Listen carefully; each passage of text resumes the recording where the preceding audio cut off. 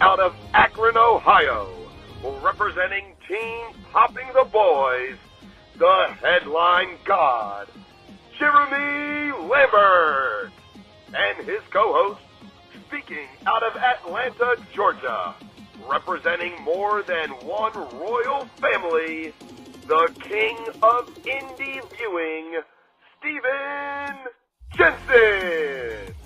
And this is the Spotlight on Fightful. Welcome, everyone, to the Spotlight here on Fightful. I'm Jeremy Lambert. That's Stephen Jensen. And shout out, as always, to Big Tech MLJ for the intro. It is Thursday, March 13th. Plenty to talk about, as always, in the world of professional wrestling. Jensen, how you doing? I'm doing great, actually. For those of you who are fans of the National Football League, although the Super Bowl has come and gone, we are now in free agency.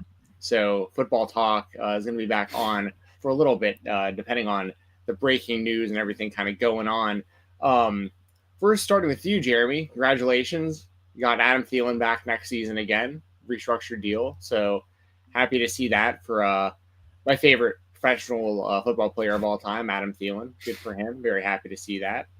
And then on the Viking side, I mean, I know I'm biased, but the general manager, Kwesi Adolfo-Mensah, cooked so good in this offseason. Like, this dude, what he just did with the signings the Vikings have made on the offensive line and the defensive line, just those alone, not even to mention what I think we're going to be doing the rest of free agency, the Vikings are going to be like an actual Super Bowl contender this year. I'm super stoked on these moves. I think we have a shot at Cooper Kupp. I think that's a legitimate chance. And I'm going to throw this out here. I think it's very possible we bring back Kirk Cousins as the backup for J.J. McCarthy this season as well. So I'm really looking forward to the Viking season next year. And I love the moves they made in free agency.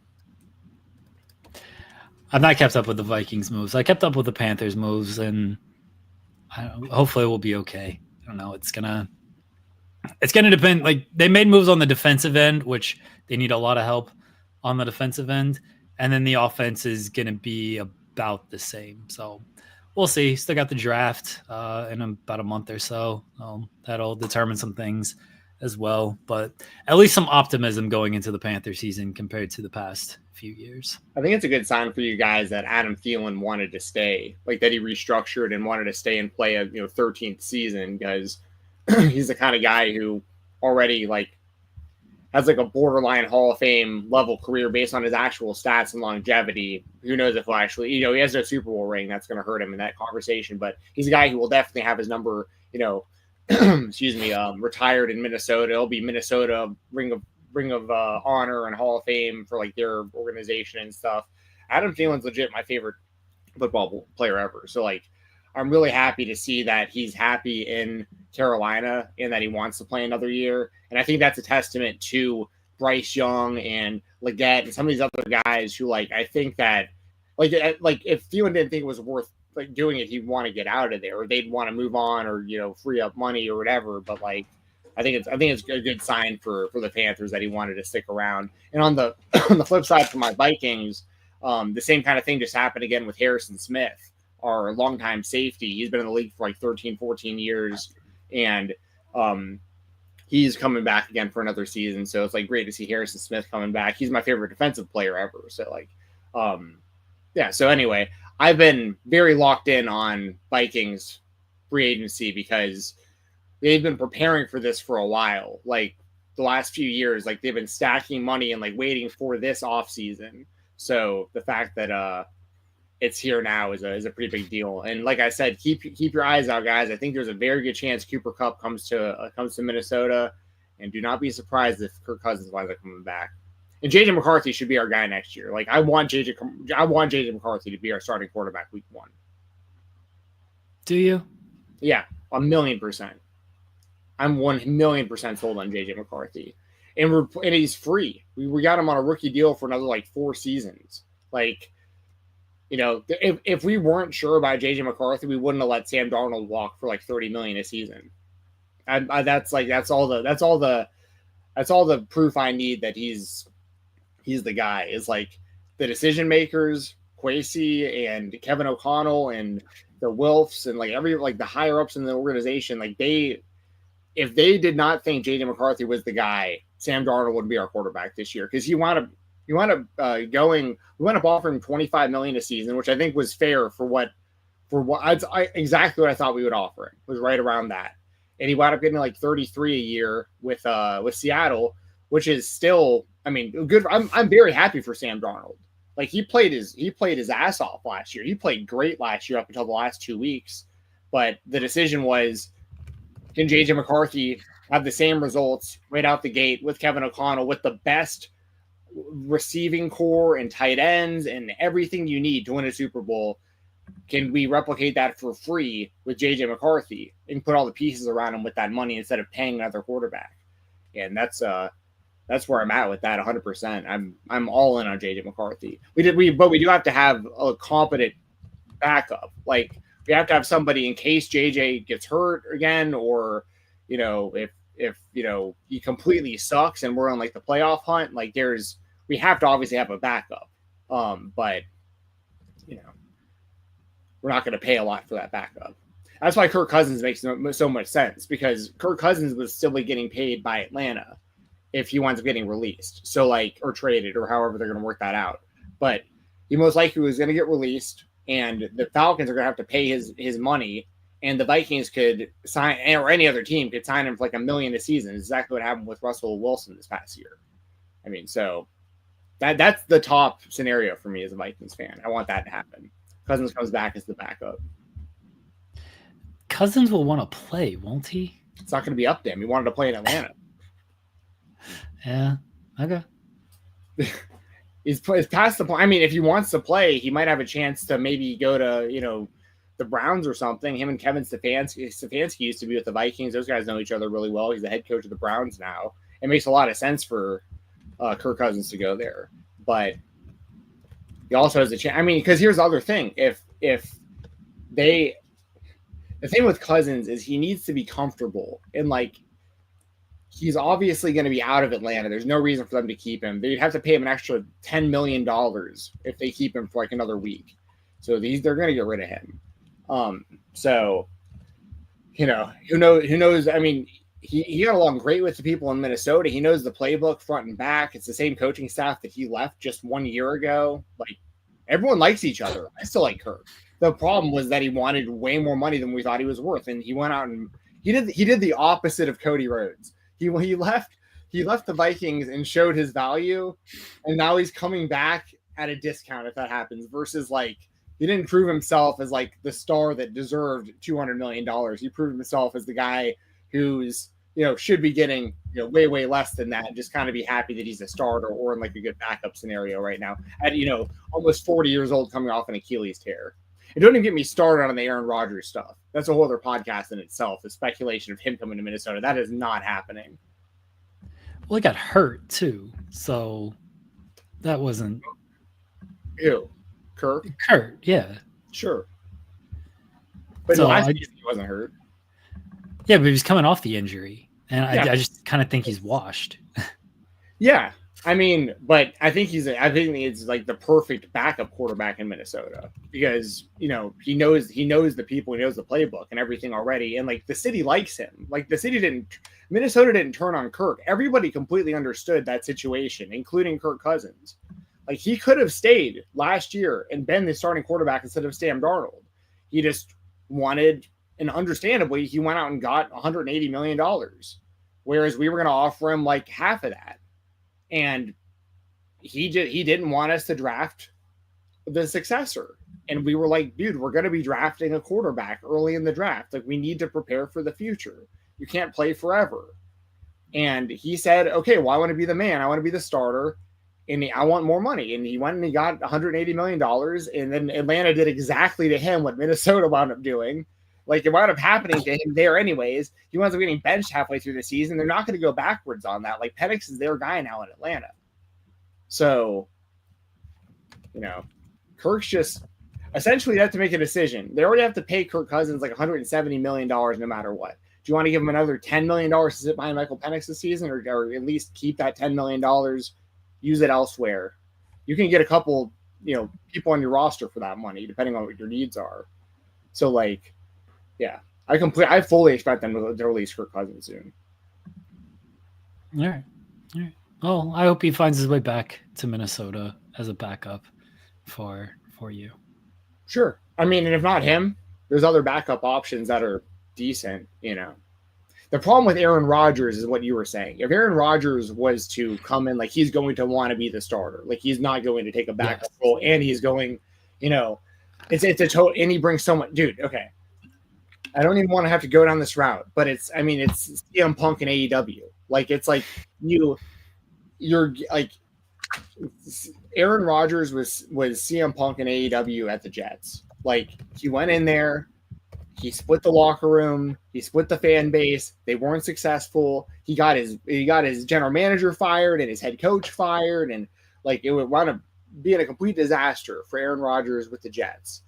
But now it's like, well, I could go to Minnesota where they have Justin Jefferson and Jordan Addison and TJ Hawkinson and so on and so forth, and Aaron Jones, my good friend that I used to play with, their running back, and have a cush situation with Kevin O'Connell's offense. And I feel like he'd be on his best behavior in Minnesota. I feel like that's possible. He would, but it's also possible he comes in and he's a total cancer. Like, I'm afraid of that happening. The fact that Aaron Rodgers is ghosting teams that are interested in him right now is enough of a red flag for me to be like, I don't want to deal with him. I saw Judd Zolgad tweet that earlier, basically. I'm totally on with that. Like, you know what I mean? This dude's not responding to Pittsburgh. They're like, hey, we have offers for you, dude. We really want you to be our quarterback. He's not even responding. Like, I wouldn't want to be dealing with that. Dude's 41 years old, coming off an Achilles injury also. And I don't know all day. Sorry. Go ahead. No, I don't know where Aaron Rodgers ends up. I assume wherever he can be a starter, wherever he's told he can be a starter is where he ends up. I think he really wants to play for the Vikings. I think he's trying to make that happen. And I think we need to be strong and be like, don't do it. Don't do it. The only scenario, because I can, anyway, we need to talk about wrestling. I'm going to get on about this for like the next hour. So I can talk about the Vikings and free agency as much as I can talk about wrestling right now. Let's talk about wrestling. All right. Over 1 million fans and a great number in the demo tuned in. It was a great show, and I think it's been a run of great shows. AEW Revolution this past weekend, it should have been headlined by Toni Storm and Mariah May, but it was not. But that was still the best match on the show, in my opinion. I thought it was the best match on the show. Toni Storm retained the AEW Women's Championship, and then she cut a promo last night on Dynamite saying she's looking for a new beginning. She's ready to start an orgy. Then she got attacked by Megan Bayne. But when it comes to Toni Storm, Mariah May, what do you think of this match, and did you think that it should have headlined, Jensen? Well, in hindsight, yeah, especially because like the main event fell kind of flat in comparison to a lot of the stuff that we saw on the show. The only, I guess, argument I'd make against it was like we've seen Mariah and Toni main event big shows like recently on like, but I still think they had the story that was like the most interesting and the fans were super invested. And obviously the match itself like totally lived up to what you would expect from those two to do. Like, you knew it was going to be bloody and violent, and like, I mean, that was pretty gnarly. What we saw was pretty. I mean, we saw that kind of stuff in a few matches on that show. The Revolution itself was pretty gruesome in a lot of ways in a lot of these matches. But to answer your question, in hindsight, yeah, probably should have main evented. Really, in hindsight, you didn't think even beforehand? No, I thought. Well, sorry, I was in I said this I think on the Weekender also. Like, I expected Moxley and Cope to main event. Yeah, like, you know what I mean. So yeah, that's why I say that. But like, it's the Mariah and Toni storyline. Like I said, has been great, and they totally deserve to main event, and the crowd is super into both of them. So like, it would have made sense. The I problem think with even the Moxley. Oh, sorry. Go ahead. oh, I think even before the show started, Mariah and Toni was the best story. It had the most going for it. So I thought it should have been the main event, and certainly in hindsight, it should have been the main event because crowd was not into Moxley and Cope at all. Yeah. Yeah, I agree. And I think that the video that they played last night for Mariah and Toni, I thought was really, really well done. Like the whole showing like the whole story between the two of them, how it all wound up playing out. I thought it was really, really well produced. The promo that you mentioned about orgies and whatnot that Toni Storm cut, I thought was really, really well done. She deserves a ton of credit. We talked about that before. Like, just the character itself is like very impressive how she's able to like be in that kind of character. Like, especially because like I'm not into like old timey black and white. Like that's not like, you know what I mean? Like I'm not like into that type of stuff. But like the way that she pulls it off is like super entertaining and it makes her so unique. The whole production of it, I think it's just really, really, really well done. It was strange that Megan Bain came out of nowhere and attacked her. I know we saw Megan Bain a couple times last night, but I'm interested, I guess, to see where that goes. But yeah, to answer your question, I thought Toni Storm and Mariah May was obviously awesome. It was a great match, and I there's no way you can go from there. like that's the end of it. Like, I mean, those two will always be tied to one another to some degree. I'm sure it'll be like a fight forever, type vibe. I'm trying to like avoid the sunlight getting in my eyes here right through the blinds. But you know what I mean? Like that's like the perfect blow off to something like that. Like they hit the blow off. Toni wins. Mariah goes away, regroups, comes back. She's a huge star also. Love me some Mariah May. So good stuff. Great stuff. I'm just laughing at Cyclops better than Wolverine's message. Only been to one orgy in my 38 years of living. Never been to one ever since. When was it? Cyclops better than Wolverine. When did you go to this festivities with the whatever was going on there? There's the old Always Sunny episode where they go to an orgy all dressed up like Phantom of the Opera type people, and the code word to get into the orgy was orgy. That was like the code word to get in. Also, remorse, betrayal. I do see you in the chat. Also, yes, if Aaron Rodgers somehow wound up with the Vikings, it would be the same exact route Brett Favre took, going to the Jets after a long, successful run with Green Bay and then to Minnesota after. So, yeah, festivities, Ricardo. Like I know there's sexual encounters going on, but I assume there's other stuff happening at the orgy. Yeah, big buffet table. Yeah. Don't they play like a potluck or anything like that? You know what I'm saying? Potluck. Yeah, like everyone brings their own favorite food. Is that what you're talking about? Like potluck? Yeah. Yeah, man. That sounds so cool. What about the cakewalk? You ever play that as a kid? Like the cakewalk where you walk around in the little numbers and you know what I'm talking about? I know exactly, Sean. We used to do it at the whatever they called that, what do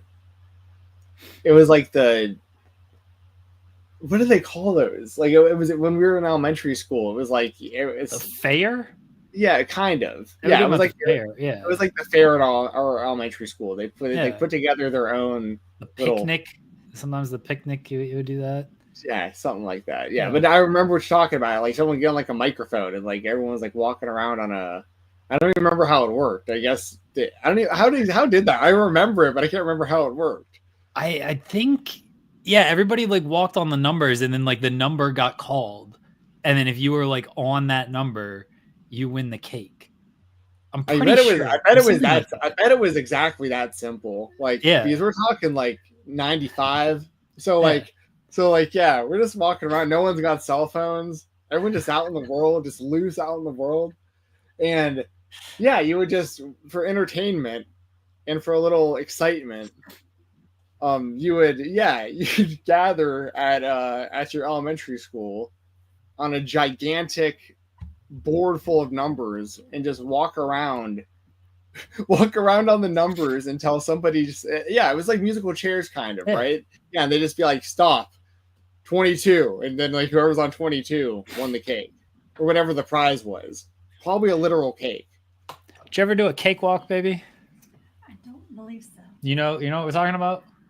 I can gather from what you guys are saying, but I don't believe I've ever done that. Oh, your school wasn't hip enough to do the cakewalks, apparently.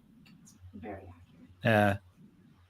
That's my lovely wife's voice doing a run-in as she brings me tea as I'm continuing to get over this cold. Thank you. You're welcome, baby. There you go. Cakewalk talk on this show. Yeah, she's the best. Super lucky. Got that tea there. Can't believe she didn't know what a cakewalk was. It was the same kind of stuff that was like we have. I wish I could remember what we called these things. We weren't like spring flings, but it was like something like that. Because I also remember they would have. We would like tie-dye T-shirts at these things and have like the stuff that was like just like glitter and paint. Like you just splash all over paper and you would. I'm just like I'm like you're unzipping memories about my childhood that I haven't thought about in a long time, but I do remember. I know exactly what you're talking about. That's so funny. Anyway, it was not a cakewalk for Toni Storm and Mariah May. Toni Storm had glass in her ass. Yeah, he said, they went through hell out there. But it was a great match. It was a great conclusion to the trilogy. Should have headlined, but I don't even think it's hindsight. I think everyone knew going in that should have been the main event. Too late now. Swerve was the closing shot anyway. Jon Moxley and Cope was the main event. You want to talk about anything else from Revolution before we discuss our other spotlight? Real quick, if you want. I mean, we got a follow-up from Cyclops. Oh, yeah. He just says, it was 2007, my homeboy's house. I was very drunk, but got the job done. Lost some friends that day. You got the job done. That's what matters. Friends can be replaced, you know? All right. All right. As far as AEW Revolution, other stuff, I mean, there's plenty I could talk about from the show, but I guess the overall theme was violence and blood. The sickos got their fix. Really good show top to bottom. You know, I'm interested to see where Hangman and MJF goes. I don't think anything like in the immediate future, but like those guys will always be linked to one another. We'll see that come back around at some point. I like to see that Hangman won that. Also, Ospreay and Kyle Fletcher was insane. I think that was the right move to have Ospreay win, but I want to see a massive heel push still for Kyle Fletcher. I think he really deserves to be one of their top guys. Kenny Omega, great to see as well. He feels like he's kind of back to form. He's super over with the crowd. I thought he was great on Dynamite last night as well, coming out and being like just like a top baby face that they need right now. And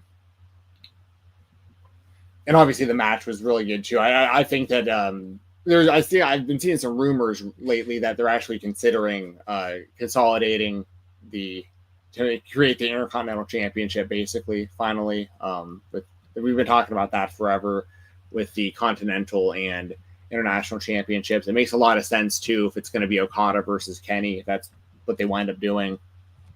That's what I hope that they wind up doing at least. The main event, I honestly, like the actual main event itself felt pretty flat. Like for the most of it, and the crowd didn't seem very into it because of everything that I just mentioned, like everything else that we saw. But like Christian unsuccessfully trying to cash that contract in. It's the first time AEW's done this, and the way that they did it was like, it just made Christian look like such a jabroni. And I mean, like, I get they were trying to protect Cope and Mox, but like, this just goes to my point from like months and months ago when Christian won the contract to begin with. I thought he was the wrong guy to even win it because I didn't understand why he'd even be I get that he's a, you know, his character, he's a good heel and that kind of stuff, but it doesn't make sense for your entire main event title scene to be Cope, Mox, Christian. Like, they're literally doing a storyline with the Death Riders trying to promote the idea of what's going to happen for the future of AEW, which to me means younger, newer, homegrown talent. And Christian just felt like such a step backwards in a lot of ways if he was going to become the champion. And it was like this lingering thing. Like, I'm glad he doesn't have it anymore. I will say that. Like, I'm glad that that's not in the back of my mind anymore of like, when's he going to cash this in? How does this make sense? You know, but, and I do like that it's leading to what looks like a split between him and Nick Wayne. Like, they're teasing dissension there based on last night. Yeah, I don't think that's happening anytime soon. Well, I'm interested to see where it goes. Like, I like the actual story with the patriarchy and stuff. Like, and I like Christian. I like Nick Wayne. You know, so like, you know, and Kip Sabian at least gives him something to do, Mama Wayne. But, you know, it was just, I feel like, and this isn't a knock on Toni, I'm just thinking out loud. Like, I feel like whether it was the Mariah and Toni match, or honestly, even like a few of the other matches, I didn't even mention Swerve and Ricochet. That was great, and Swerve's the number one contender now. Like, there's a lot of stuff that, like, I just kind of feel like Toni and the AEW team, they you had to have known, right? Like, you know, the Death Rider stuff is usually like it's your main story. You've been pushing it. I get that, but the reaction's the reaction. Like, the Death Riders consistently get like a lukewarm kind of reaction to begin with. You have all this other stuff on the show that I just talked about that was like, you know, cranked up to 11 out of 10. You know, so it was just interesting that, you know, I get it's their big storyline, but I feel like you could have seen that coming, that like that was going to happen where the I think in their minds the Christian cash-in was going to get like this huge response or something. Like, I don't know. It's really the wrong decision to have that close the show to begin with, kind of like you said at the beginning. So, and, you know, Swerve and Mox make sense too, but I don't see Swerve beating Mox either, you know? So we'll see how that all goes. Yuta wound up just staying with them anyways after all that. If Swerve loses to Mox, they might have a riot in Philadelphia. It's gonna. It's gonna be fun. It's gonna be fun to watch that happen. But and you know, I think they're gonna have a great match. And I'm glad that Swerve's back in that spot. Like, he should be a main event level guy. And you can easily get, I mean, Ricochet's already bouncing back. Going to be announced for what? For the Owen already?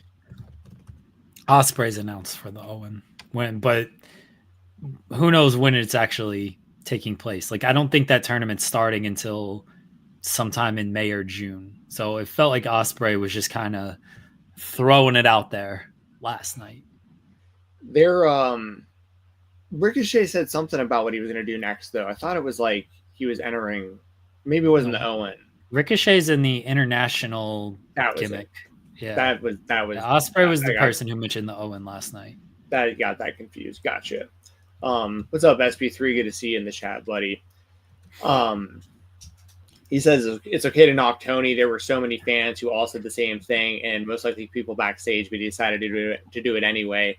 That's worthy of valid criticism. So, I mean, yeah, SP3 agrees. I'm sure a lot of people agree. It just feels like you should have known heading into it that it was going to be flat compared to every. Like, let me put it this way: like, we've seen WrestleMania main events, you know, biggest matches of the entire year for the WWE, where, like, I mean, maybe you could argue Hogan Rock. Like, you didn't know it was going to be that response, but like, you kind of you knew it was going to be a big deal, and that didn't main event.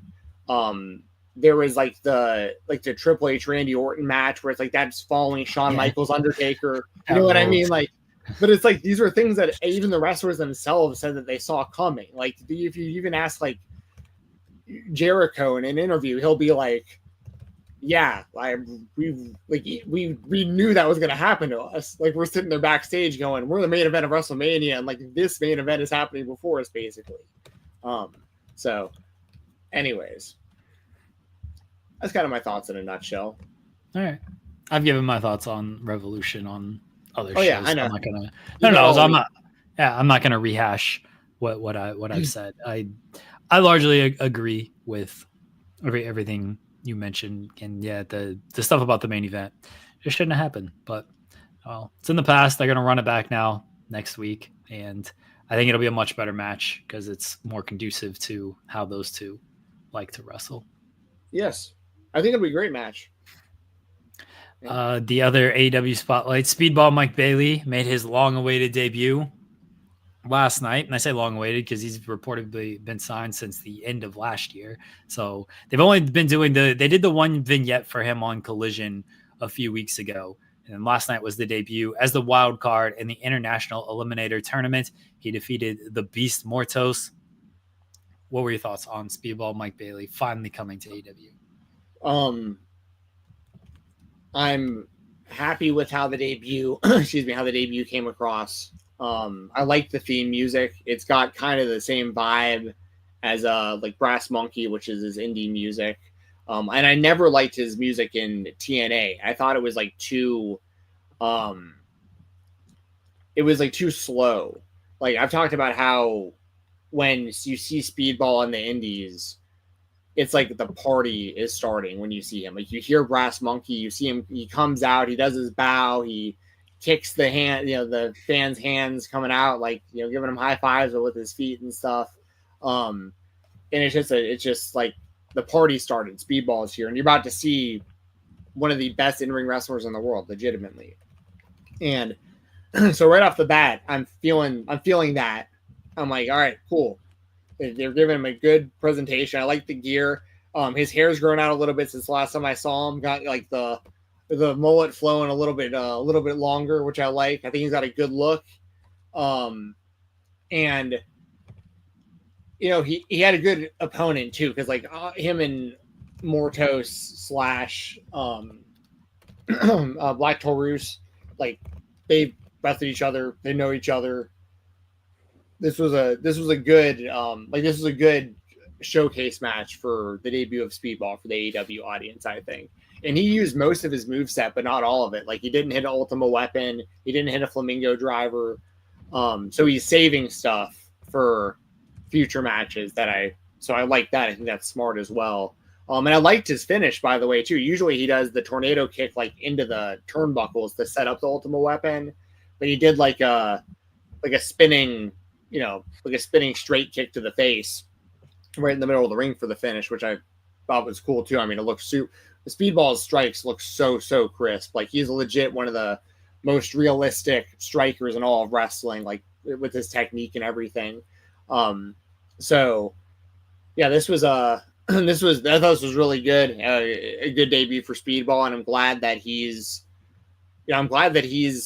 finally back on my TV. I think he was a good fit in TNA, and I think TNA could have still gotten a lot more out of him there.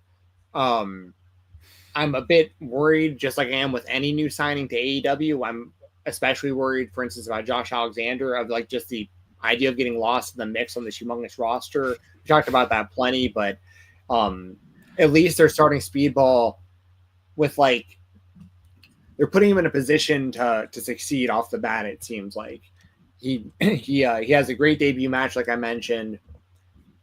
He winds up showing up at the end of the show to kind of stare down with Orange Cassidy. So like, he closes the show on his debut.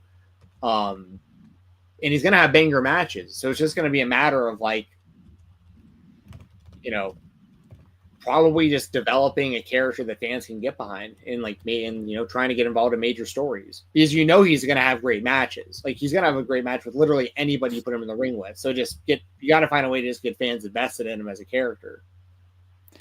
That's where we'll see how much he wants to put into things. And I'm not saying that he's complacent or anything like that, but Joel mentioned this on the show today. Is Speedball just, he likes to go out there and wrestle, and he'll obviously have a spot to just go out there and wrestle. Like, does he want to put in the kind of the effort you need to put in to be a weekly television character, and how much they'll put behind him with being a weekly television character? Because he can go out there and he can have great matches. They have a lot of guys who can go out there and they can have great matches.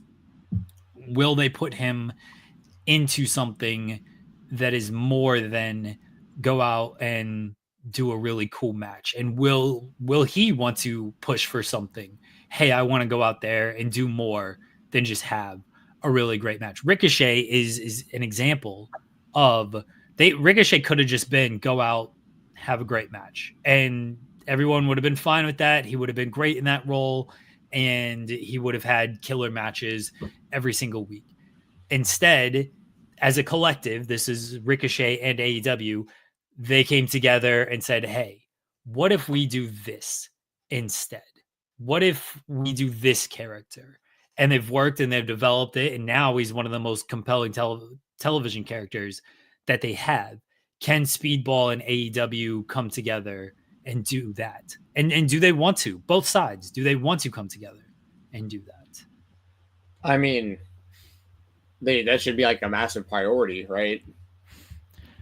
I mean, depending on who you're asking. For AEW, I don't know if Speedball is a massive priority to be like a weekly television character for them. And for Speedball, again, I don't know if he wants to do that, to go out there and be a weekly television character. I just don't.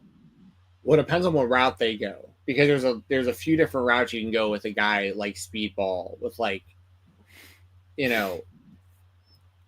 can go kind of like, I'm not advocating for any of these ideas, by the way. I'm literally just thinking out loud. But like how serious do you go with it? Like, because he is a serious, martial artist. Like, his skill set is super, super, super impressive.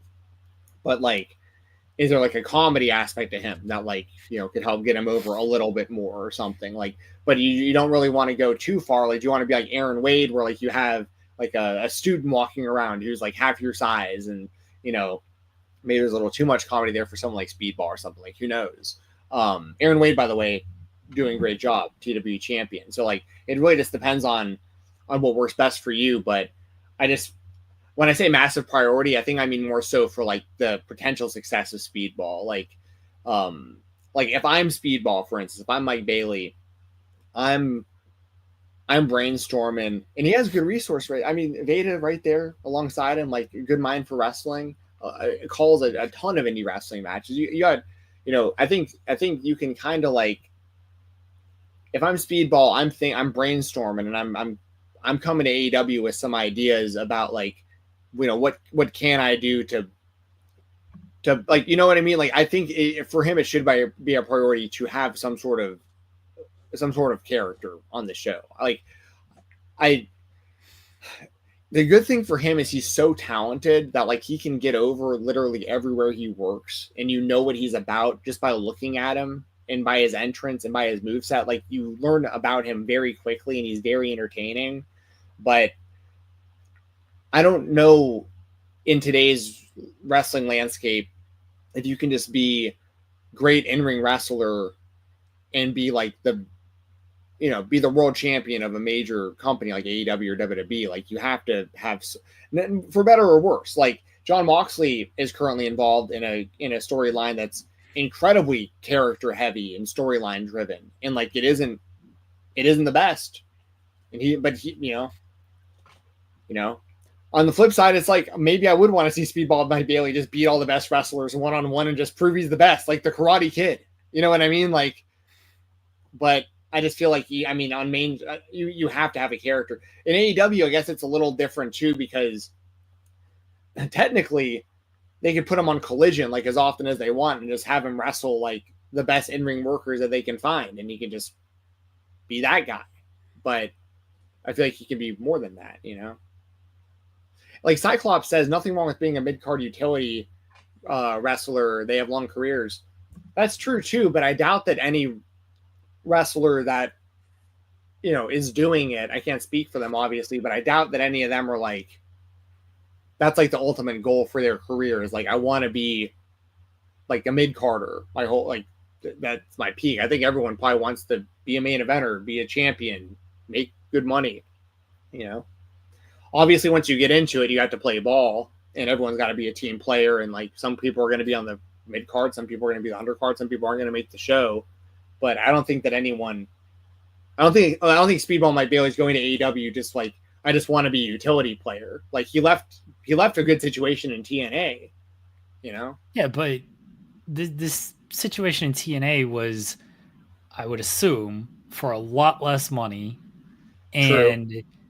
It's not like TNA, like he was the X Division champion, but Speedball Mike Bailey wasn't a weekly television character in TNA. Like, name me a compelling, intriguing storyline that he was involved with. The only one that I can think of was the first kind of stuff that he did, where they had, and now it completely escapes my mind, which shows that it wasn't super memorable. But he had the match in like the dojo and everything. Do you remember them? Which is what? Ricardo in the chat mentioned Ali versus Speedball from TNA. Yeah, that was a lot of Ali doing the heavy lifting on that one. And then because Ali was undefeated, Ali was the X Division champion, and they were going into Canada, which was, you know, obviously Speedball's home country. And then they did the Earl Hebner stuff. Like Speedball did a lot of Ali did a lot of the heavy lifting on that. They tried with the Trent Seven stuff, and then he turned on him, and then Trent Seven left the company anyway, so it didn't ultimately matter at that point. But Ali did most of the heavy lifting in that feud. That's fair. I feel like it was like Kenny King. Why does that name feel like it's something like Speedball and Kenny King did some type of dojo match? I could be completely off my rocker here, by the way. Yeah, but SP3 I feel like says Kenny King. I don't know if he's talking about the dojo thing. Yeah. I feel like that was something. Thank you, SP3. I knew somebody would know what I was talking about. Yeah, Kenny King was the only other thing that I remember that felt a little bit more balanced, of like, oh, Speedball's given as much as he's taken. And that, again, with the Ali stuff, that I feel Ali did a lot of the work in that feud. Otherwise, Speedball he had a whole lot of good matches. It was a pit fight. That's what I'm thinking of. Pit fight against Kenny King. I know I was close on some of this. But yeah, those were kind of his two big stories that they did. They did a little bit with Gresham, from what I recall, where they were like teammates, but also wrestling each other.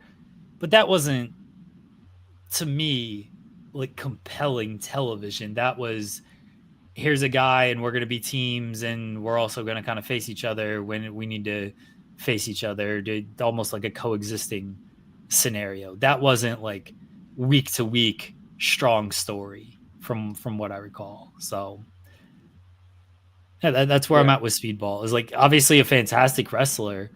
We have not seen him be a week to week television character. And I don't know, and not everyone needs this like super over the top character or anything.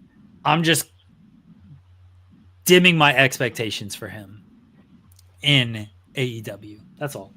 Yeah, I mean, that makes sense. And I mean, to be fair, like on the indie scene, he's never really been involved in like major stories that I can remember, because it's mainly, you know, that's pretty common for indies, obviously. Like you just show up, have banger matches, and you do that like all over the world. some companies, obviously like GCW, they'll have some more ongoing stories, but Speedball was never really involved in those. Really, he just always had great matches.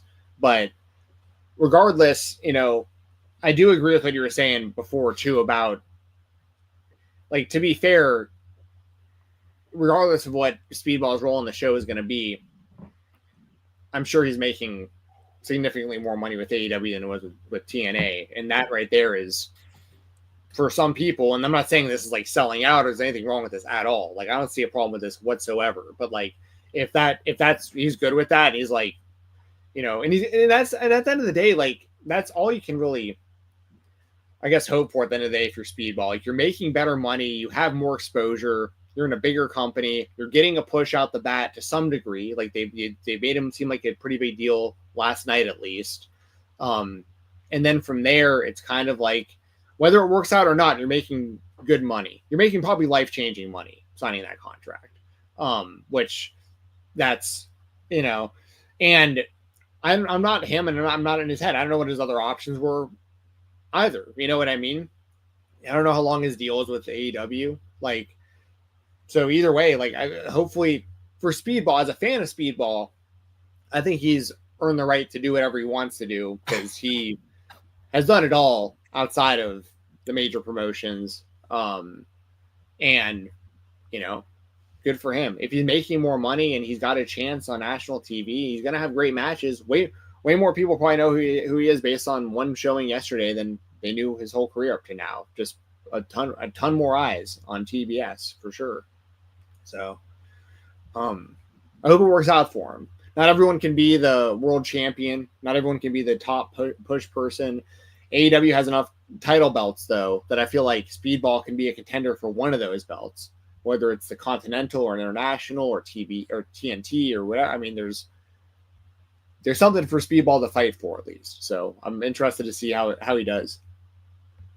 He should align with Anthony Bowens and Hologram and go after the trios titles. Oh man. Yeah, it's I mean, I don't even have a response for that. I don't want to see that. Why? That's a great trio. No, I mean, that's, yeah. I don't think that's happening. They're not doing anything else with Anthony Bowens right now. Hologram's he's teaming with random people every week, it seems like. So why not? Dude, the Max Caster push is interesting because it's like a push in reverse. It's like go out there, try to get your character over, just get squashed every time. Like, don't know how that's gonna work out for him. I mean, he's getting consistent television time. That's facts. Better than a lot of people. So no, I'm not hating on the idea that like he's getting TV time. I just think it's funny that like Split Acclaimed character change gets beat in a minute every time we see him. But again, at least he's on TV. Where's Anthony Bowens? Yeah, no, it's a better position to be in than Anthony Bowens. I agree with that. I mean, he's playing his role perfectly. Max Caster is. I agree. I think he's doing a good job with it. Yeah. I know we're supposed to have a guest here shortly, so I don't really want to jump into something else. How about that woman from that movie? Was it Queen of the Ring? Oh, yeah. Just straight up being like wrestling's face. All right, like we're not going to bury her. She clarified her comments. Oh, did she? I didn't know that. Go ahead and clarify that for me. Yeah, she clarified her comments. I'll read out what she said, because like it was funny in the moment, because it's like, why would you say that? Even like I knew that's what she wasn't trying to say, but it was still like, we're gonna get our jokes off. So it was funny in the moment. Here, so she said, first and foremost, I completely take accountability for how it came out. That was not how it was intended. I'm sorry if it came out way wrong. During the course of our press tour, I reiterated the statement that you guys carry something in you that says all the time, I'm going to win, I'm going to win, I'm going to win. And it's been incredibly inspiring to me. Having a very short period of time to think about it and answer in the arena, that's what came out of my mouth. When I heard it back, I was like, oh, that's not what I meant. And she, again, apologized for everything. So she was basically saying, like, you guys as wrestlers, you go in there with the mindset of, I'm going to win. No matter what happens out here, I'm going to win. That is what she was trying to get across. And it's super bad faith because I've seen people be like, oh, how could this be on television? The Rock is tweeting like, hey, guys, we're just playing characters. The Rock is at the press conference. Like, how cool was that moment? You know, how cool was it when we turned on Cody Rhodes? Now we're going to go back and we're going to high five and handshake and play grab ass in the back because it's all a show, everybody. The Rock's just playing a character. The Rock's just playing the final boss.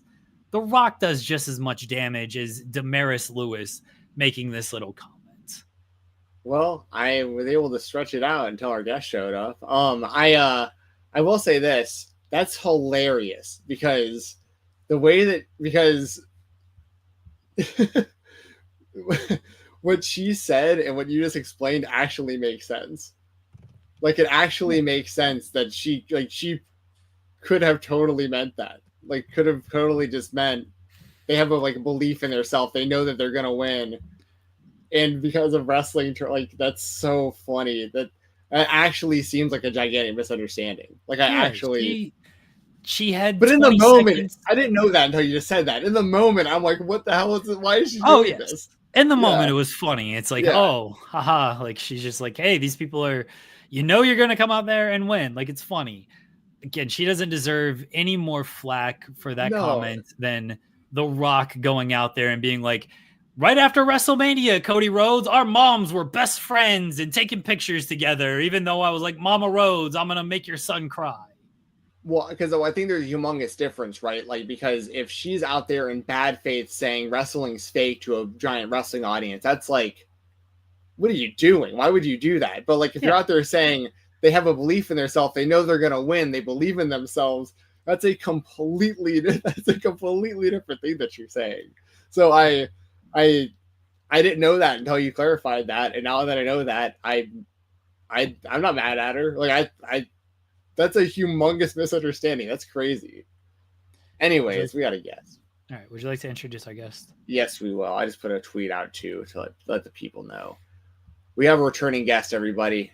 Somebody joined the show right now. You heard from him last week, heading into the New South Hoss tournament. This man has gone on to not only compete in the New South Hoss All-Stars tournament, he won the whole damn thing.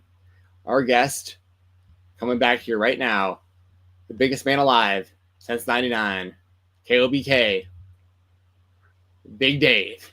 Yeah. I swapped my professional setup for the front seat of my car today.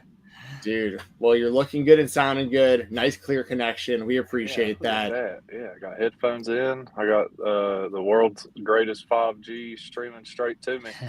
Wonderful. Well, as you may know who were watching the show, Dave was on here last week, as I mentioned. And I mean, we'll just start right off the bat, Dave. You won the whole thing. I talked to you off air, and we were like, hey, if you wind up winning, let's have you back. And if not, we'll bring you back sometime soon. Maybe with Mose, we'll definitely get back. And I'm like, Dave won the whole thing. What do you know? Let's have him right back on. I got my orange jacket to prove it. Ain't nobody taking this from me. Yes. How does it feel? How does it feel that you won this whole tournament, man? Man, it honestly feels very good. I cut myself a little promo after I won, talking to the New South faithful before chaos wrought down upon the Spartan Arena. But I just told them how special it was that a good portion of the crowd that saw me win Hoss are the same people that 4 years ago I was standing at the front door of Hoss with my old buddy Lee, and we were showing people to their seats, and we were like the real life security guards at New South Pro Wrestling. So I just wanted to take a moment for those people specifically to just tell them I appreciate them sticking with me. You know what I mean? From the guy taking you to your seats at Hoss to the guy up here getting this orange jacket put on him right now. It truly was a special moment for me. Not only just as a wrestler, but just as like a New South guy. You know what I mean? Yes. Yeah, you've been putting in work in New South for years, as we talked about last week, and like it felt like the fan base really wanted to see. They wanted to see it. They were ready for it. Like, I don't know. At the time of us talking, I had seen earlier today that New South was going to be making an announcement soon about when we can actually watch the tournament. Do you have any idea of when that's actually going to be available yet?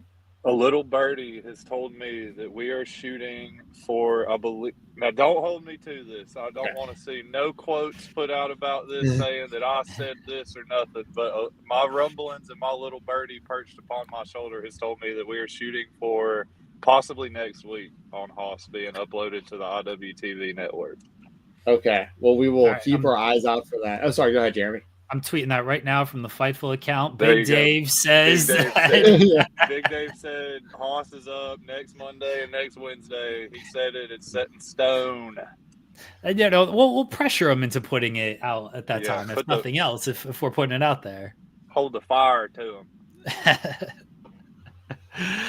Well, congratulations on winning. I apologize. I missed the show last week. I was under the weather. I was upset too, because when we did our tournament preview, Jensen picked you to win. I was like, well, get Big Dave on the show then. Like let's get him on the show. And then he got you on the show, and then I had to miss the show. So I apologize that I missed. I'm glad you're able to. No problem at all, dude. I get a case of the under the weathers too.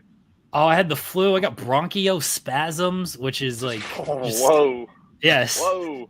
So if you see me coughing a bunch, that is what that is. That's his bronchiosaurus spasms, y'all. It's terrible. It's terrible. That sounds horrible, man. I hope you get to feeling it better soon. I appreciate it. I'm getting there. There. But winning the Haas tournament. So you've won this. What's next for you? Like, what are you thinking after this? I think there's a pretty direct streamline of people who have won the Haas tournament and gone on to challenge for the New South Heavyweight title. They don't always win it when they challenge for it, but I think if I had to call my next shot, I'd say that I'm gunning for Humongold down there. I think the biggest man alive needs to become a proportional champion for New South Pro Wrestling, that big ass belt they got. Yes, and I mean, as of this conversation, Tyler Frank's still the New South champion. I feel so bad sometimes talking about New South before this stuff airs, because I feel like I'm giving spoilers, but like, they want this out there, guys. Like, they want the results out there. We want to promote this. Yep. But Tyler Franks, and he's someone who's been on the show really recently as well. I would like to see that. Another guy who's been in New South for a very long time, since the Talladega Nights days. Yep. Day one guy right there. Yeah. Did you get any feedback from anybody, like, since winning the tournament? Like, what as far as like other like wrestlers or anyone backstage? There has been such a genuine like outpouring of love and support that it has been hard to like accept and like, sit in and just really relish. You know what I mean? I'm not the type of guy who like, I don't ask people to say nice things to me. I don't care if I ever hear a nice thing about myself, honestly. I'll just keep doing the same thing that I'm doing regardless. But I feel like since the Haas win, I mean, there's just been, honestly, so many people telling me, like, you deserve it. You've worked so hard for this. So that's a really cool feeling. As far as feedback, I mean, really the only feedback I got is just keep the foot on the pedal, keep the gas full throttle. Don't rest on your laurels of winning a tournament like this. You gotta keep dancing with what brought you there, and what brought me there was work ethic and outworking everybody around me. What was the hardest part about winning the tournament, like physically or mentally, like going through the actual tournament, or maybe an opponent that was like especially difficult? I think the hardest was Dan for sure. He put out an announcement before this year's tournament that this year would be Cabana Man Dan's final Haas tournament ever. So I think pinning Dan and just that moment of just, knowing that it's his last Haas, and knowing that, like I said on the podcast last time, hell, when I was crying when Dan won Haas, dude. I was in the crowd crying like a little baby. I was in the ring crying like a little baby again when Dan lost this time, man, because I hated to be the one to knock him out of his last Haas. So that was a tough thing. I think just like God, just mentally preparing in general for the tournament. You kind of opened my eyes to who some of my potential second round matches could be and who some of the final 4 matchups could be. So once you start thinking about all that, it just gets you wondering, like, man, what am I going to have to face? So there's a certain level of uncertainty to the preparation, but I just went in with the mindset of I don't care who it is. I'm going to go in there and smack them around. I mean, Dan hit you with a pile driver. He did. What was...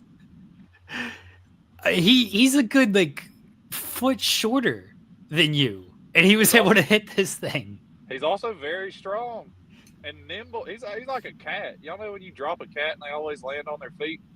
I hit him with that damn clothesline, and I was like, God, that's got to be it. Next thing I know, my feet are straight up in the goddamn air, and I'm dropped on my head. He hit you with what looks like a flip flop before. He hit you with the pile driver. Is that right? He did. He did crank my ass with them flip flops. I should have known that was coming. Ain't nobody ever escaped a Cabana Man damn match without getting their ass whooped with them flip flops. I don't know why I thought I was going to be any different. Flip flop chops. We got the New South YouTube account in here in the chat. Nice. I wonder who runs that. You don't have to out yourself and tell us, but I had a handful of ideas of who it might be. I don't even know who runs that. This is a fun time for me as well. Well, we're now going to pressure them to make sure the show gets uploaded. I know it'd be on IWTV, not the New South YouTube, but now that the person's here who may have some connections there, we got to get the Hoss tournament uploaded sooner rather than later. Or you'll be whoever's on the New South YouTube account that's in here. I may or may not have implied that Hoss is going up soon. Well, that account just sent a comment that says not negatively because he is computer illiterate. So well, that makes me think it is negatively. No, they're telling the truth on that one.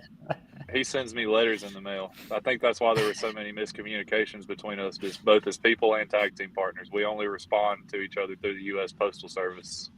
Oh, that caused the breakup. I think that could have been what happened there, Sending carrier pigeons to each other, and that's the only way to communicate. I'm a huge fan of carrier pigeons. I don't understand why we as a society ever strayed away from that.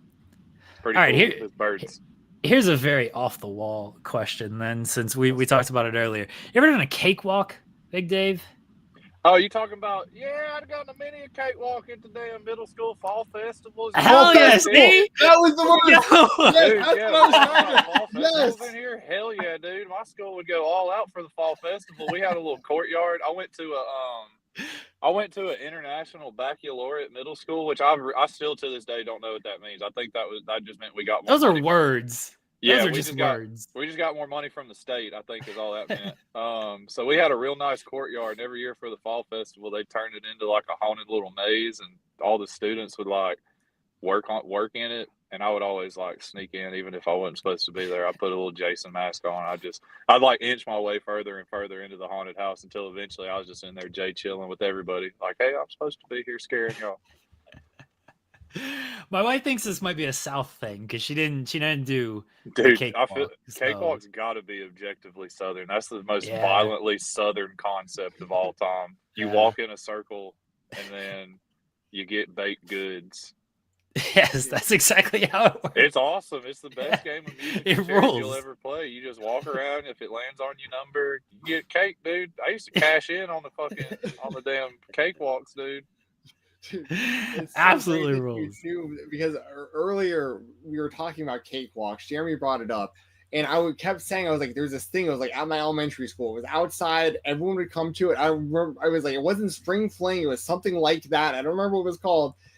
Fall Festival. Fall Fest.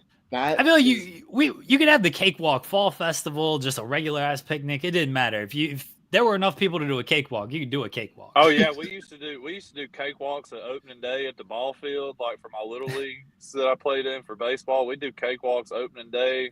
Hell, we do cakewalks at my damn family reunions if we had enough baked goods just sitting around.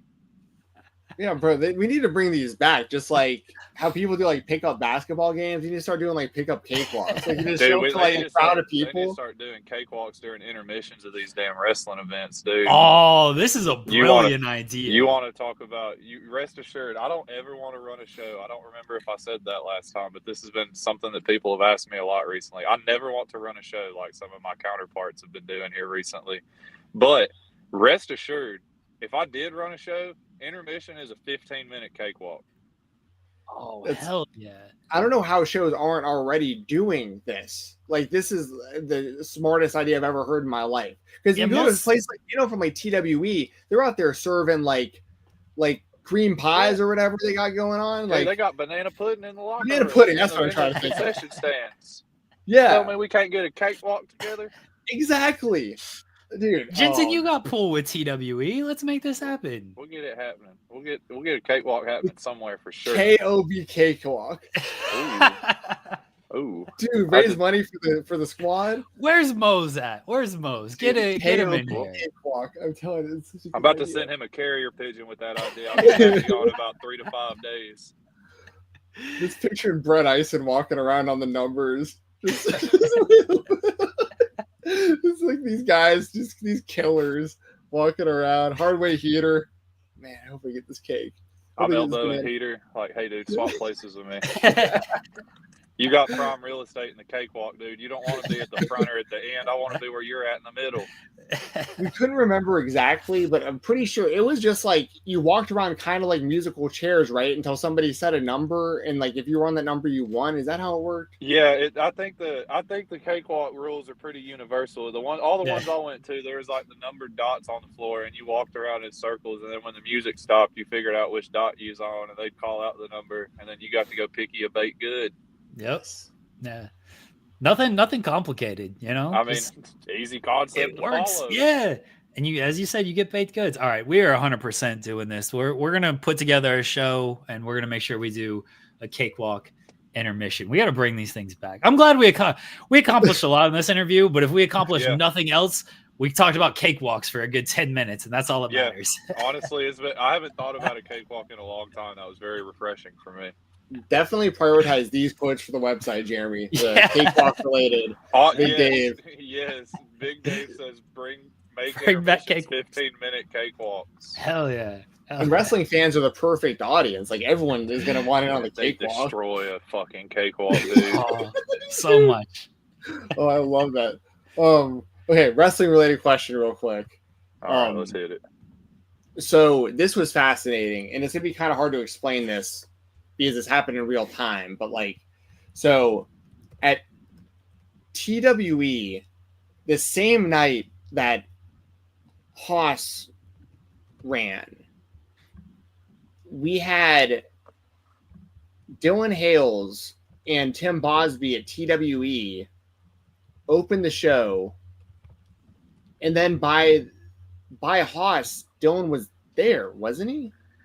Like Dylan, he was sadly, there the same night. Sadly, and he was there after you had won the tournament. Please explain, because the reason I say this so confused is because I followed this along as it was happening, because I'm watching IWTV, I'm following along on the New South Twitter account, X account, and we haven't been able to watch it yet. So if you please piece this together for me, because this was fascinating that Dylan was two places in one night, and I mean, this is after you won the tournament. Let me paraphrase all this by saying Dylan Hales hates to see a young man shine. I think that's what all this boils down to. I think Dylan started sweating Friday night when he realized that I'd made it to round 2. And I think Dylan was probably keeping up with New South social media at the SCI event that day while Tim Bosby was wrestling Sean Campbell. He said, hell, Big Dave's made it out of round 2. There's a chance he could win. I can't let him have nothing. So I'm sure that when he saw that, he decided it was best to get in the car and head that way. And I had such a beautiful moment up there. I had such a beautiful thing going. Negative Lee came out there like he was going to smack me around, and he apologized to me for all the bad things he's ever done to me. And we were in a warm, loving embrace as friends. when I heard Dylan Hale's ratty voice coming from the entryway. And that's when I realized I can truly never have shit. And thank you for reminding me. It was the SCI Rumble, not TWE. I get that confused sometimes. I think TWE was on Friday. They did a special Friday night fights, and then SCI Rumble was Saturday at the same time as Hoss. Yes, SCI. I wish SCI ran more often, but they have their like staple shows each year. One of them being the Rumble. Yep.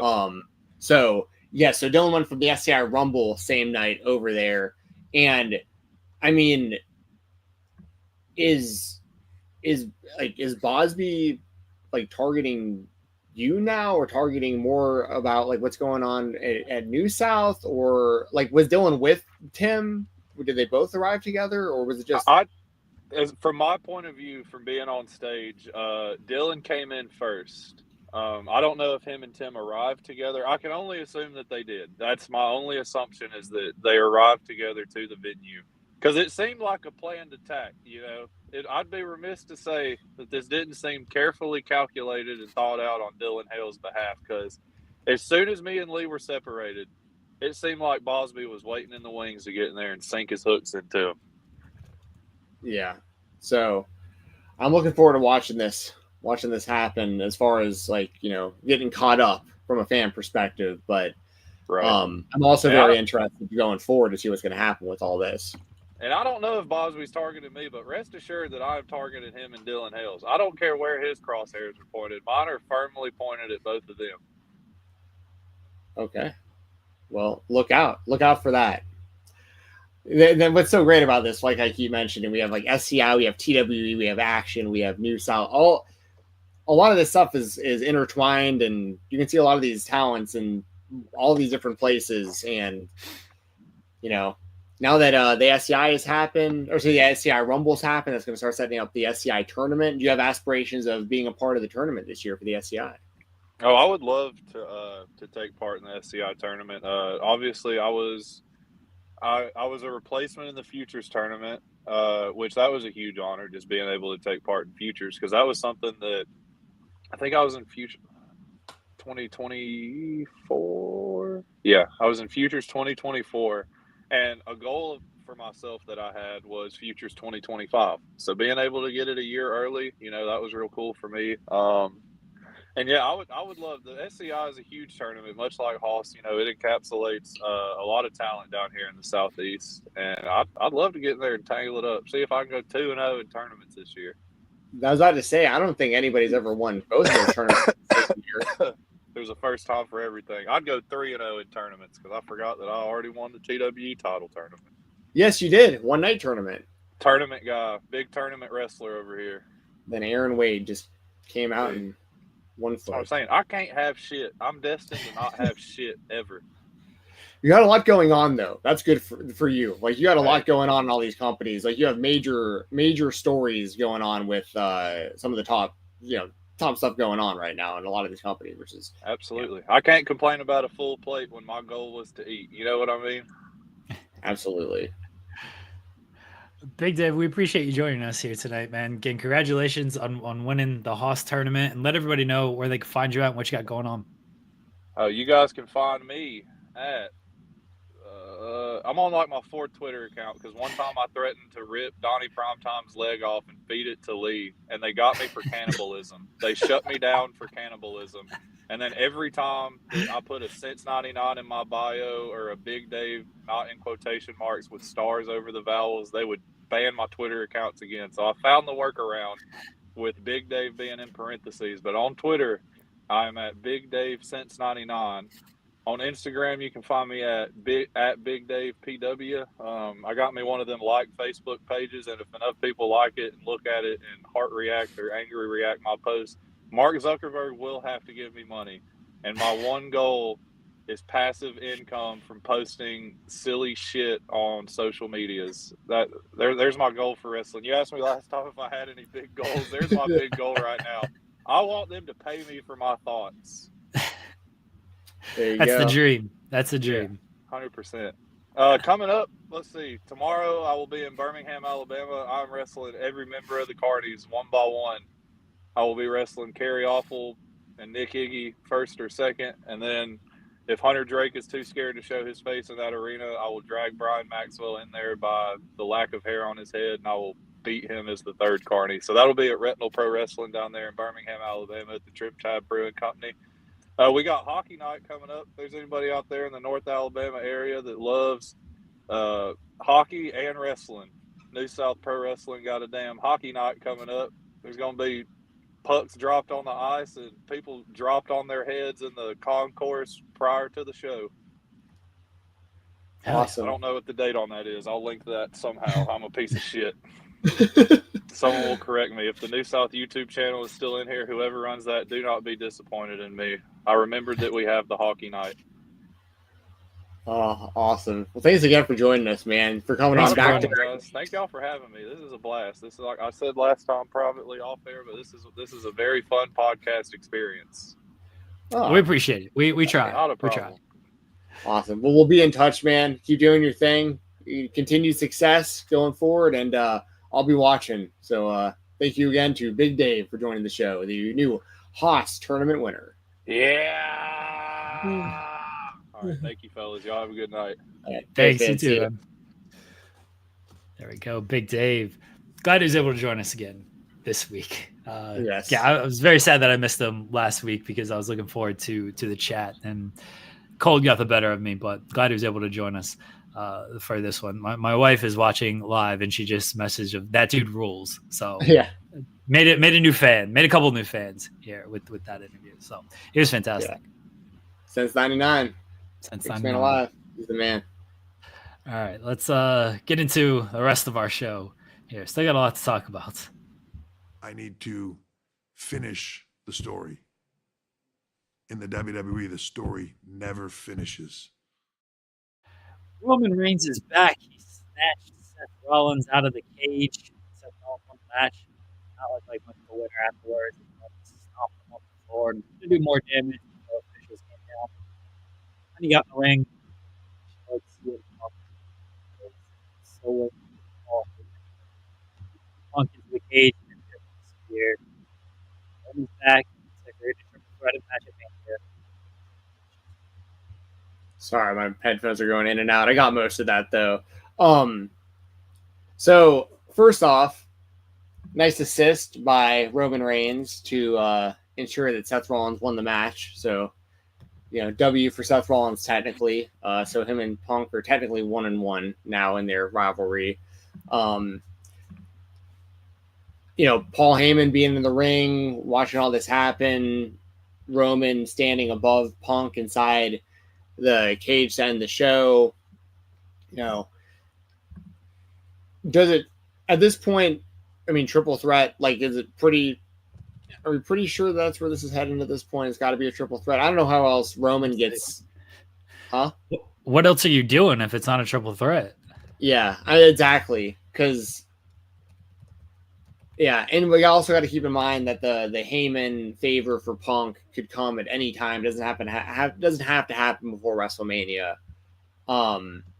So, the New South Twitter account or YouTube account a little late on the comment, but it says the hockey night is Saturday, March 22nd, Huntsville, Alabama. So, keep your eyes out for that. Speaking of hockey, by the way, Jeremy, I've had a little success recently with the with hockey hits overs on the people who are projected for 0.5 hits. So you get one hit.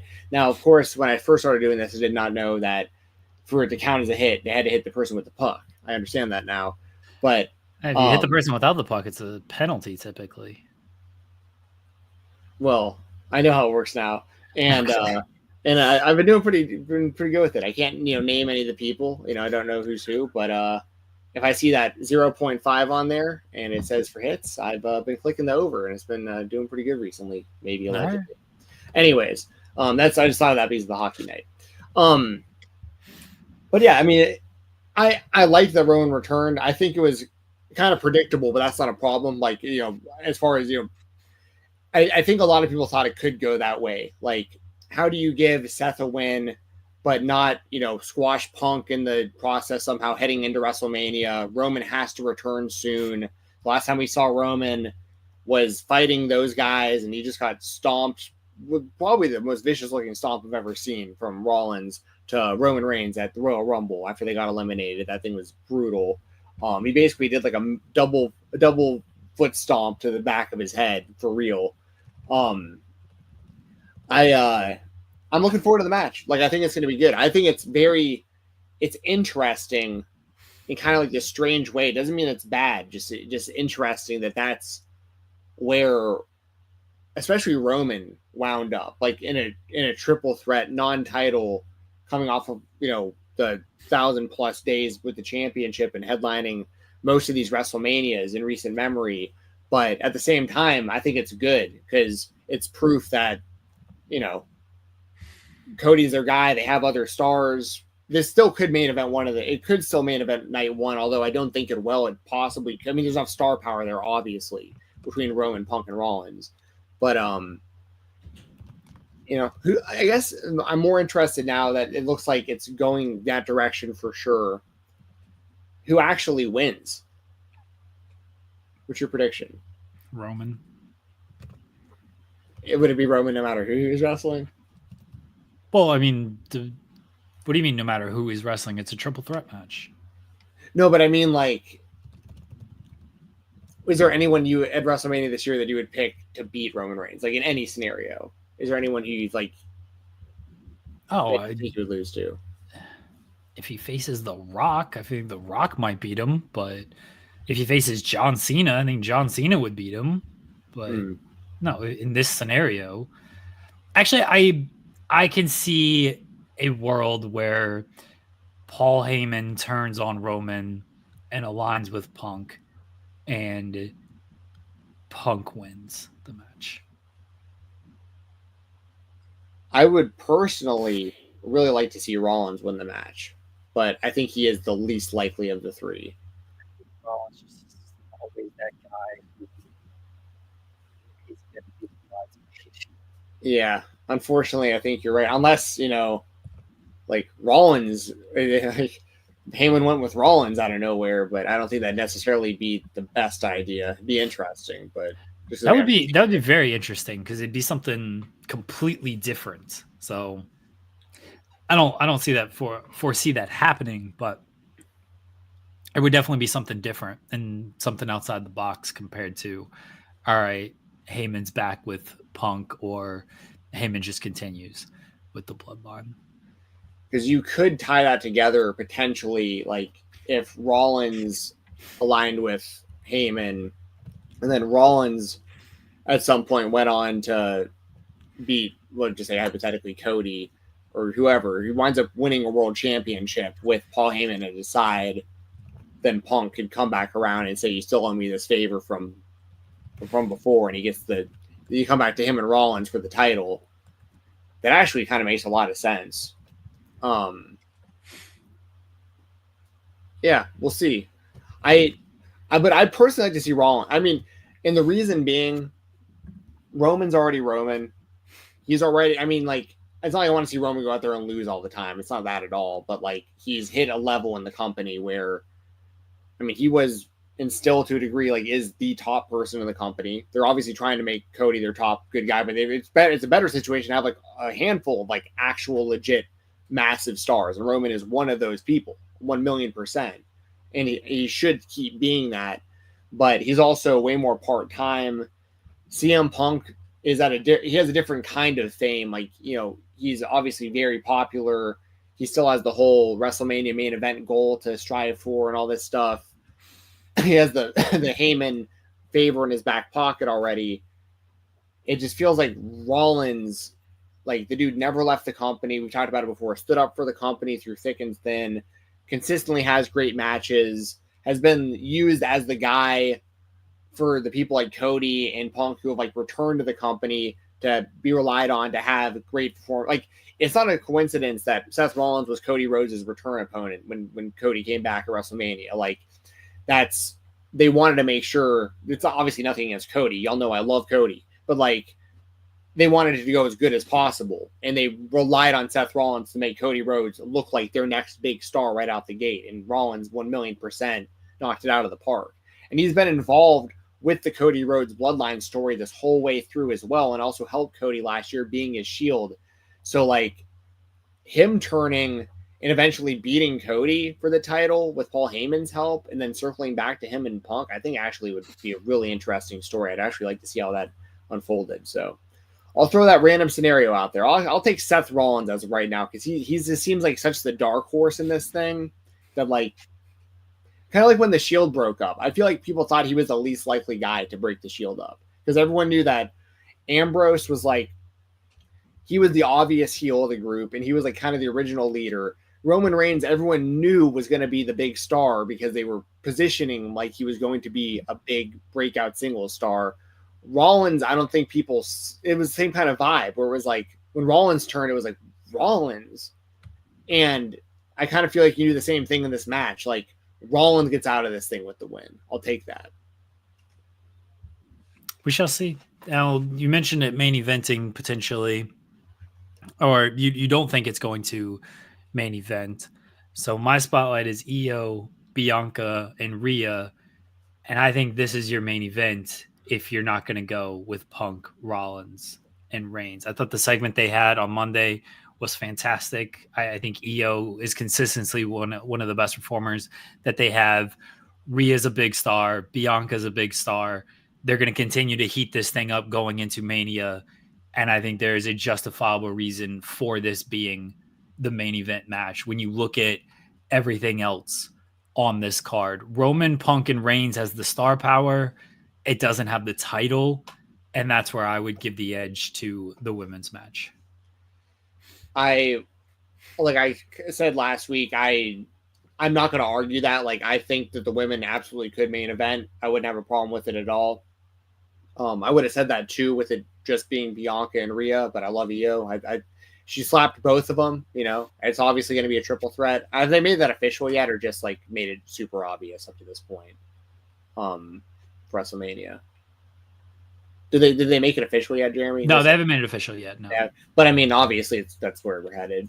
But I'm still, and once again, this is a great problem for WWE to have. I still think there's a chance that Jey Uso and Gunther are the main event. But even if they aren't, like all these matches we're talking about, you have a banger of an opener for. We have two nights of WrestleMania. You're gonna have two great opening matches, two great main event matches, no matter how you split this. So, as the fans, we're winning, and I still think it's going to be Jey Uso and Gunther closing the show. But I think that. Let me ask you this too: who do you think wins the women's match, the triple threat?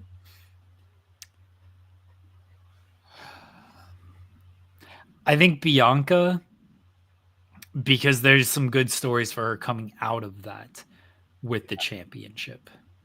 Yeah, with both Jade and Trinity.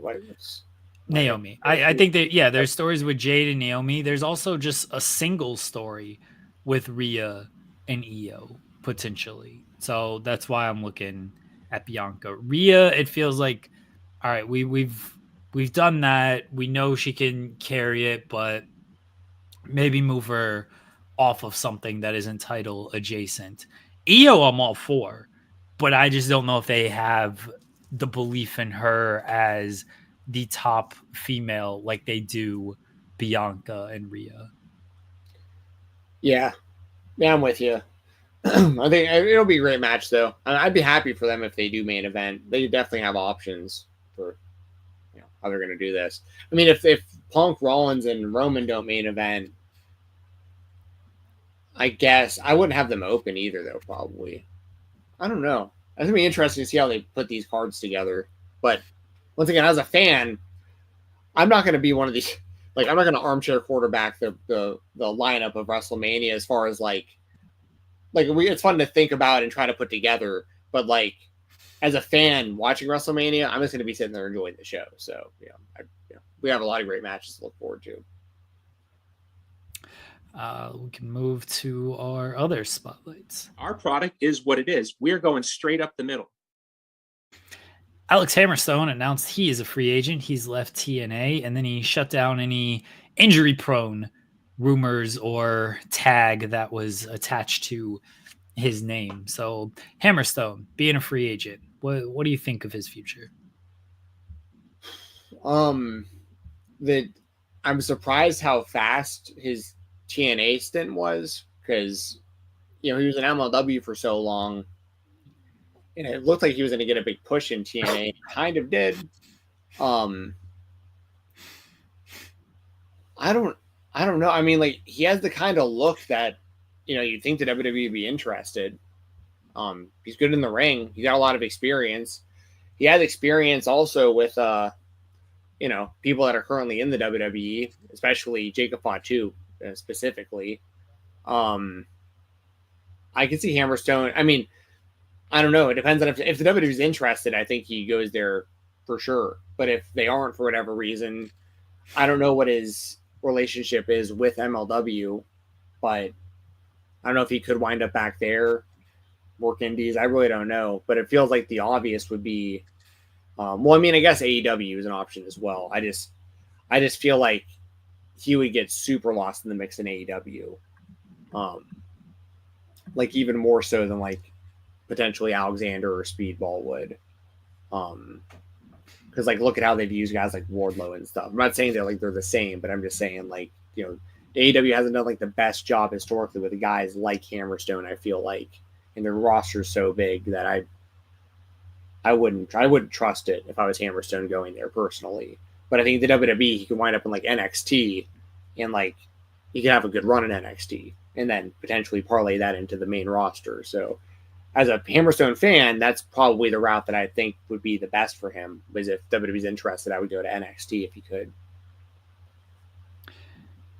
It really just depends on the interest from kind of the major companies. He was on NXT TV. He did have the match against Oba. So obviously WWE knows of him and have seen him against their top guy.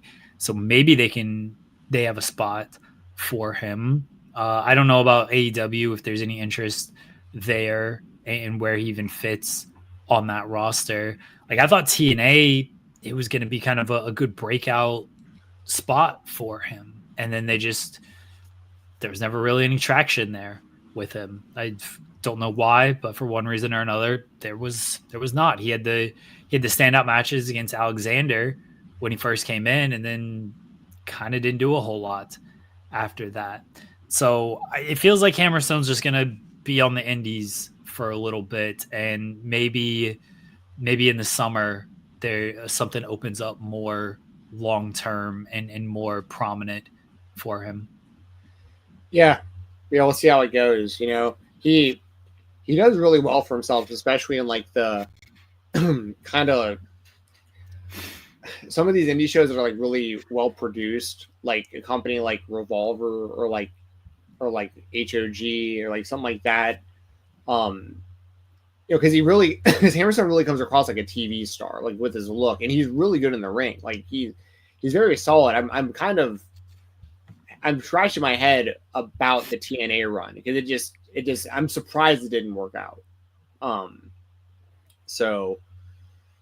But I do think, I mean, obviously WWE knows who he is. Like you mentioned, he's worked NXT before, and I mean I'm not him, but I mean, like from the outside looking in, that'd be the first call I would make for sure. Is whatever connection you have there, see if they're interested, because they already know who you are.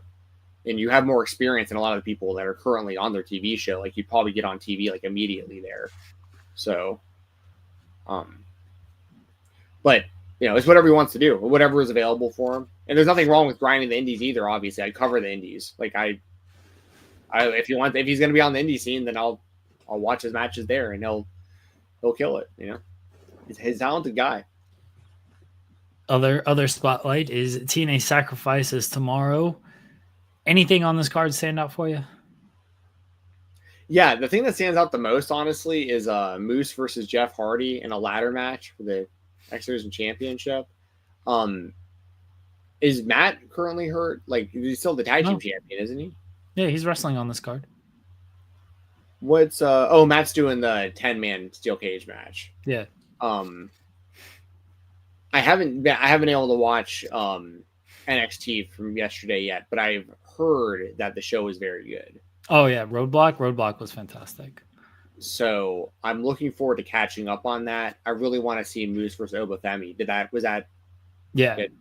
good? Yeah, that was.